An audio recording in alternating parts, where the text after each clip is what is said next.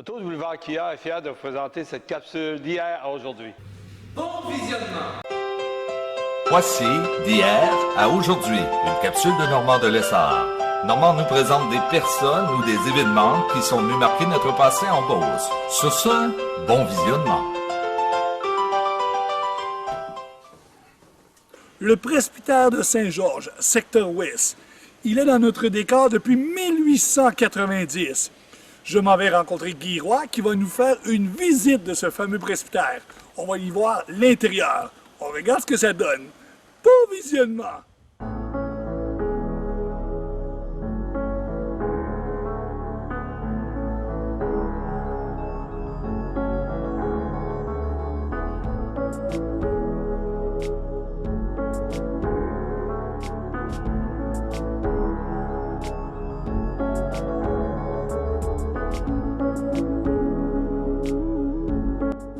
Monsieur Guy Roy, bonjour, comment ça va? Bonjour, ça va très bien. Guy, si tu permets, on va se tutoyer, étant donné qu'on se connaît depuis fort longtemps. Certainement, certainement. Guy, avant d'expliquer, faire une visite de ce presbytère-là, qui es-tu pour situer les gens à la maison?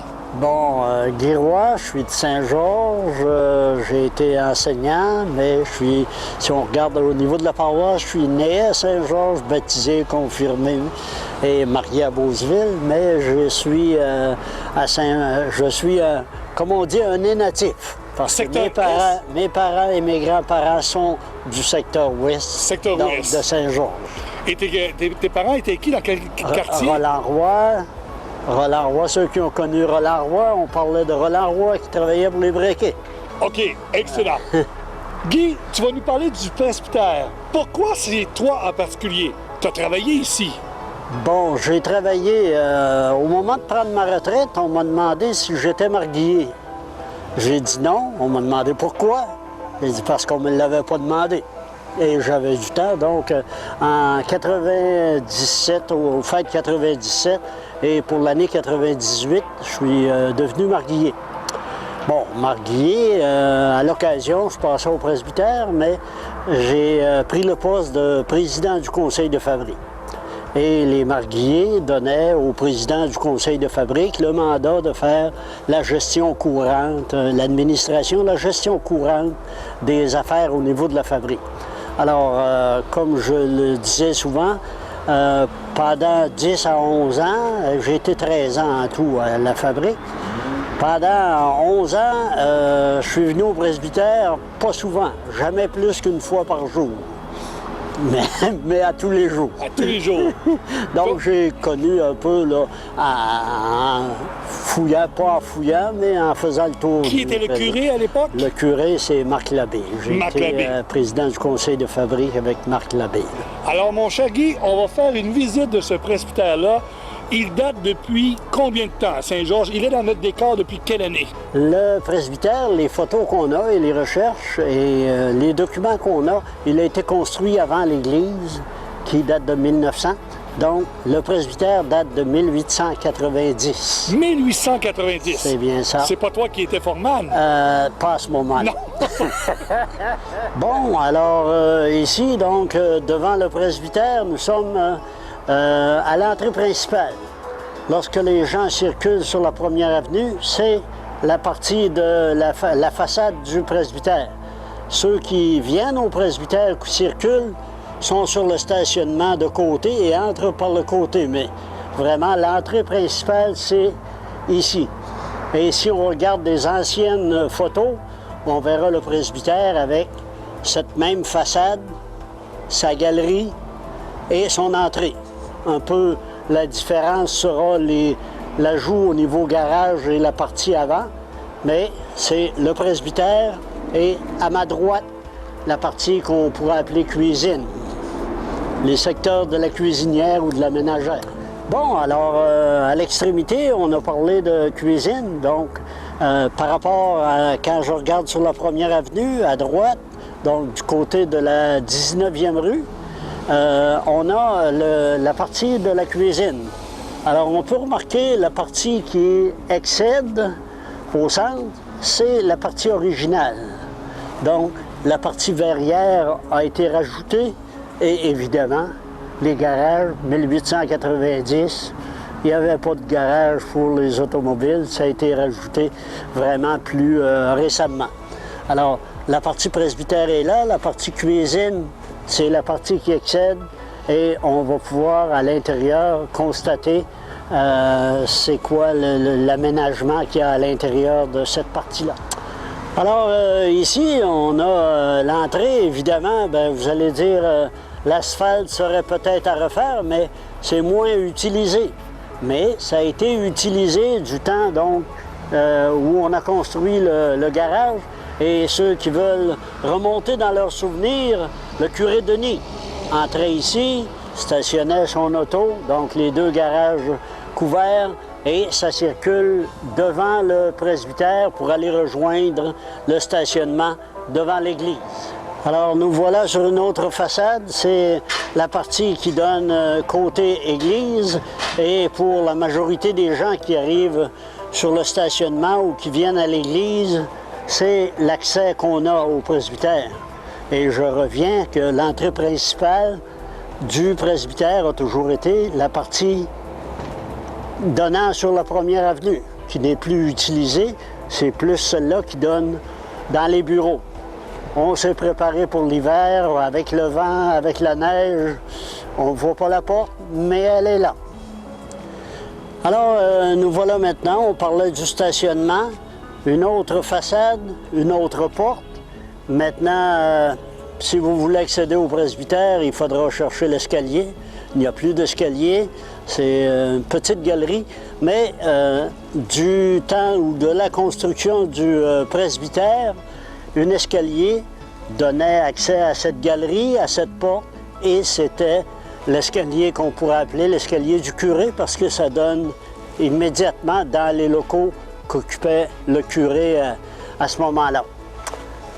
Question solage, on peut voir que ce n'est pas un solage en ciment, mais bien un solage de pierre, donc c'est d'origine.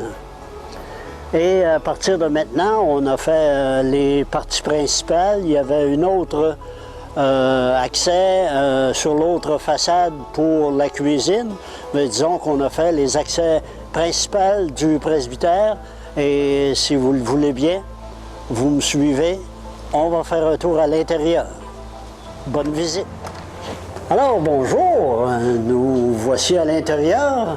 Alors, la porte que les gens utilisent la majorité du temps.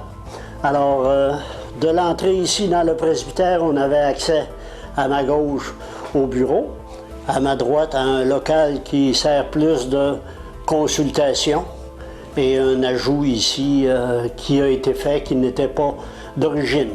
Mais si on parle de cette partie-ci, ceux qui venaient visiter le presbytère ou qui venaient rencontrer le curé pouvaient accéder ici pour les bureaux.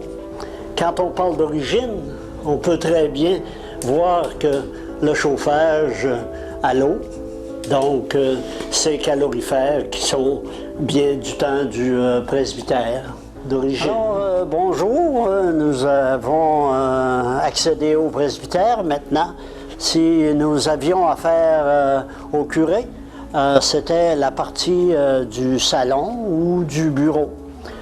Si on remonte un peu dans l'histoire, le bureau du curé, c'était vraiment le bureau qui sert à l'administration aujourd'hui. Alors que pour les derniers, leur salon, le salon du curé, son bureau, c'était cette partie-ci. Si on parle d'origine, ben on peut remarquer la hauteur des plafonds. Probablement que la tuile acoustique n'est pas d'origine, mais la hauteur, les moulures, les boisures, les portes, on voit qu'on a quand même une bonne hauteur. Et quand on parlait à l'extérieur de la porte du bureau du curé, c'était celle-ci. Alors, les années que j'ai connues à la fabrique, c'est plus cet endroit-ci où on pouvait rencontrer le curé à son bureau ou dans son petit salon.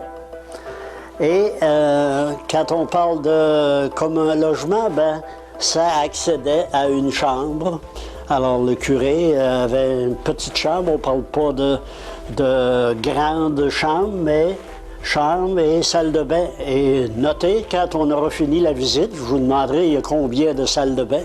Vous pourrez nous suivre. Alors, la chambre à coucher, la salle de bain, le bureau du curé. On continue. Alors, si on regarde ici, tantôt on a parlé de l'entrée principale. Alors, il y a un cadre, ce n'est plus une porte, mais il y a un cadre. De l'entrée principale, on accède directement ici. Donc, le curé qui entrait par l'entrée principale venait directement à ses bureaux par ici. Par contre, l'autre porte lui donnait accès à une salle de réunion. Et celle-ci, donc, salle de réunion, c'est les salles de réunion du conseil de fabrique, avec bien entendu l'horloge qu'on préfère arrêter durant les réunions parce que durant les temps morts, c'est ce qu'on entend, c'est l'horloge. Moi, mon cher Guy, je me souviens, lorsque je servais la messe pour le curé de Denis, d'être venu manger, et c'était ici. Oui. C'était la salle à manger à l'époque. On parle du milieu des années 70. Oui, s'il y avait une grande réception, et on a fait quelquefois des rencontres avec les mariés, leurs conjoints en début d'année, où on pouvait recevoir ici à l'intérieur. Mais la salle de réunion, où j'ai présidé beaucoup de réunions, c'est cette partie-ci. Bon, alors si on accède donc de la salle de réunion, on accède à la cuisine. Alors on a passé la partie que vous voyez à l'extérieur, le bloc carré, et l'excédent qui était la partie cuisine. Alors on est dans cette partie-là de la cuisine, évidemment, qui a été réaménagée, armoire, plancher, mais la hauteur est toujours là. Et on a du mobilier qui est resté, du mobilier qui est quand même assez ancien. Et la partie qu'on a aménagée, donc des armoires. Tout à l'heure, je vous parlerai d'un certain passage, c'est cette partie-là. Donc, on a réaménagé cette partie-là. Donc, c'était la partie cuisine. Et quand on a dit qu'il y avait un excédage, une verrière, alors il y a une partie verrière qui donne à l'avant. On l'a aménagé en bureau, mais quelquefois, après des réunions de mariés, on avait des chaises et on pouvait venir faire une partie, on dirait un débriefing ou une partie particulière après les rencontres.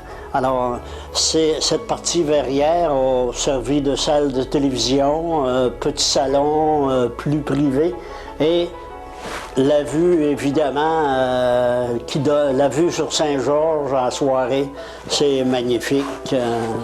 On se croirait sur la première avenue.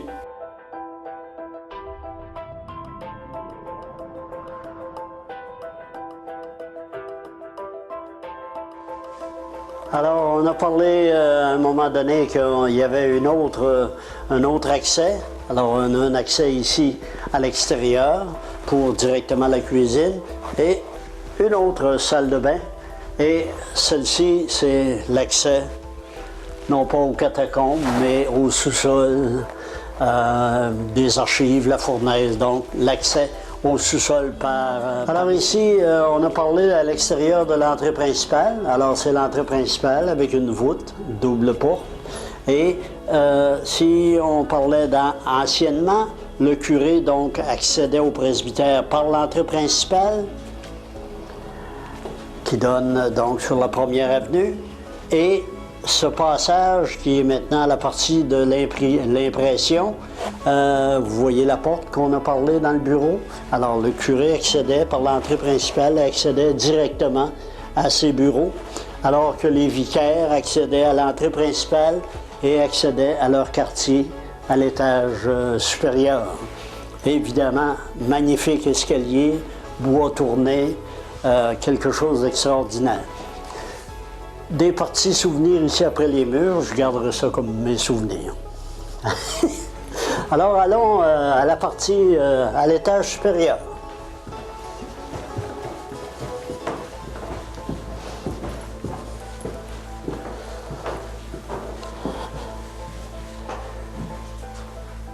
Alors, quand on arrive à la partie supérieure, donc petit hall, si vous voulez, qui maintenant sont aménagés, des bureaux sont aménagés, mais si on se rappellerait, on veut retracer un peu l'histoire, c'était un peu les quartiers de chaque vicaire. Alors, on pourrait parler qu'un vicaire avait une salle, son bureau, avait une chambre à coucher et une salle de bain. Un autre vicaire, donc du côté église et stationnement, une salle de bain au coin, un bureau de travail et une chambre à coucher. Alors, un vicaire avait ses quartiers, un vicaire avait ses quartiers ici, même chose de ce côté, du côté de l'avant. Alors, on avait salle de bain, un bureau qui sert présentement pour la partie administration et une chambre. Donc, 3 vicaires ici qui avaient chacun leur chambre, leur espace de travail et leur salle de bain. L'autre partie qui est séparée, qui va donner au-dessus de la partie de la cuisine, salle de toilette, un autre bureau ou une salle, étant donné il y avait un évier, donc chambre à coucher. Et on arrive ici vraiment à la partie au-dessus de la cuisine, et encore une fois, une chambre à coucher, une salle de bain. Il y a combien de salles de bain total? Combien Faudra faire le décompte. Je parlerai de 7. 7 salles de bain. Et Oui. combien de pièces totales? Oh, ça, je n'ai pas fait le Il y en a décompte. plusieurs. Alors, donc, chambre à coucher, salle de bain et un bureau de travail. Donc, si à l'occasion, il y a des visiteurs, pour une salle, une autre salle, chambre à coucher.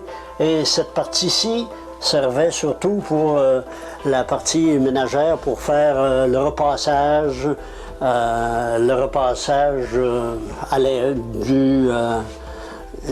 du matériel.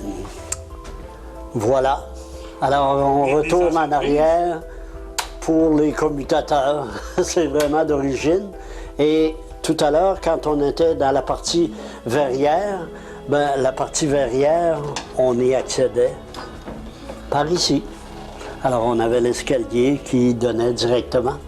Alors, la ménagère pouvait toujours être dans ces quartiers sans être dans la partie des appartements du curé ou des vicaires. Alors, montait ici, faisait son repassage dans cette pièce. Alors, à l'intérieur d'un bureau, du mobilier qui est du mobilier d'origine, si on regarde le type de bibliothèque qu'on avait. Et donc, on est... moi, je disais, c'est pas un bureau, ça, qu'on devrait considérer, c'est presque une promotion qu'on aurait de travailler ici. Regardez la partie de la baie vitrée qu'on a en avant. À l'automne, à l'été, en hiver, c'est la vue sur Saint-Georges à gauche, à droite. C'est magnifique. Alors, on a parlé qu'on était à l'étage supérieur, mais il y a toujours plus haut. Comme dans toute construction antérieure, on a accès à une partie encore supérieure, les greniers. Et si vous me suivez, on a quelques marches. Ça ne rencontre pas.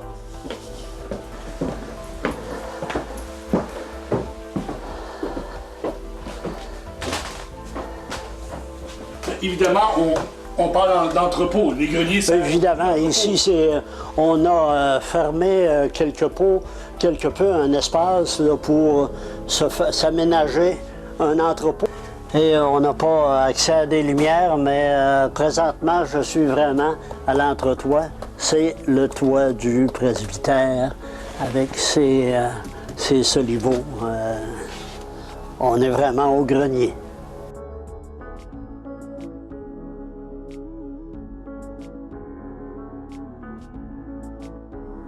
Et on est à l'entrée principale. On pourrait se demander à quoi ça pourrait toujours servir. Pour nos bottes? En cas de pluie, oui, mais pas pour les bottes, Non. mais pour les parapluies. OK. Alors, on laissait son parapluie. Oh, c'est pas jeune ça? On faisait la tournée, on laissait les parapluies pour accéder aux différents bureaux. Alors, on a voulu continuer en allant faire un tour au sous-sol. Alors, quand on parle d'origine, vous avez de la planche qui est vraiment de la planche d'origine, et on descend vraiment au sous-sol du presbytère avec le mur de pierre.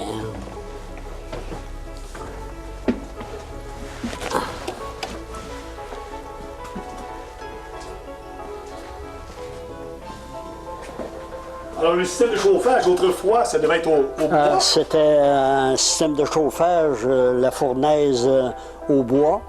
Alors, on a des supports quand même en pierre. C'est bien supporté. Et on peut même constater par les fenêtres de côté l'épaisseur du solage. Alors, vous l'avez du côté de l'église. Alors, vous voyez l'épaisseur de pierre qu'on avait ici. Et on est vraiment là sous la partie du presbytère, avec une partie très massive au centre. Cette partie massive va servir à supporter la voûte. Alors, la partie pour tous les documents, la partie des archives, donc la voûte qui est dans le bureau principal. Alors, elle est clairement supportée sur ce mur de pierre. En cas de feu, la voûte ne descendra jamais au sol. À l'intérieur de la salle de réunion, on a un tableau. Alors, ce tableau représente l'église, moi je dis l'église de 62. Alors, c'est l'église en pierre qui a précédé l'église actuelle. La particularité, c'est qu'elle était parallèle à la rivière et face vers le nord, vers Québec. Vers Québec. On a terminé notre visite. Pour moi, ça fait un plaisir de retourner dans mes souvenirs plus récents et j'espère que ça vous donne une meilleure idée de le presbytère. Il est occupé, il sert toujours à quelque chose et il fait partie de notre patrimoine. Guy, c'est de un Saint-Georges. honneur d'avoir fait la visite avec toi et merci d'avoir partagé ça avec les gens. Donc, on rappelle que le presbytère de Saint-Georges, secteur ouest, est dans notre décor depuis 1890. Effectivement, avant l'Église. Avant l'Église. Oui. Et en plus, au moment qu'on se parle, nous sommes en 2015, octobre 2015, et le presbytère est toujours bien entretenu. Oui, oui, oui. Et le curé aujourd'hui en 2015? Mario Duchesne, qui est curé de la paroisse, mais on parle de communion, de communauté, donc les 12 paroisses environnantes, dont Saint-Georges Guy, et l'Assomption. un grand merci, un honneur d'avoir été avec toi. Et tu as 3 livres dans les mains, juste un petit rappel en terminant, simplement, qui est écrit de Saint-Georges. Si vous mettez la main sur quelque chose historique, Saint-Georges, André Garand, à l'ombre du clocher. Alors, c'est une référence. Et antérieurement à cela, ça date déjà de quelques années, Saint-Georges d'hier à aujourd'hui, Roger Bolduc. Alors, l'histoire de Saint-Georges, incluant la partie municipale et la partie de la fabrique, c'est là-dedans qu'on retrouve l'histoire. Et il y a un 3e livre que je vois. Ça ne fait pas partie Ça fait pas de l'histoire. Ce sont des factures à payer. Hey, merci beaucoup, Guy. Et merci aux gens d'avoir été là.